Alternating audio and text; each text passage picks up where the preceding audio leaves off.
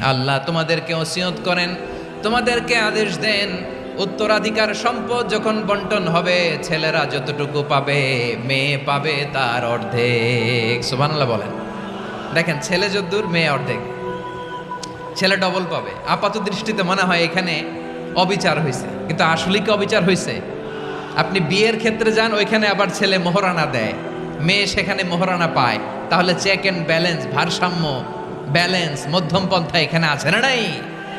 এটাই হচ্ছে ইসলামের আদল। আল্লাহ তাআলা এই আদলের আদেশ দিয়েছেন, সুবিচার, ন্যায় বিচার, সুশাসন এবং ভারসাম্যের আদেশ দিয়েছেন। প্রিয় ভাইয়েরা, একটি শান্তিময় সমাজ, একটা সমৃদ্ধ সমাজ, একটা মানবিক সমাজ যদি আমরা পেতে চাই, এই আয়াতের মধ্যে যতগুলো পয়েন্ট আছে সবগুলোর বাস্তবায়ন লাগবে। কথা বুঝতে পেরেছেন?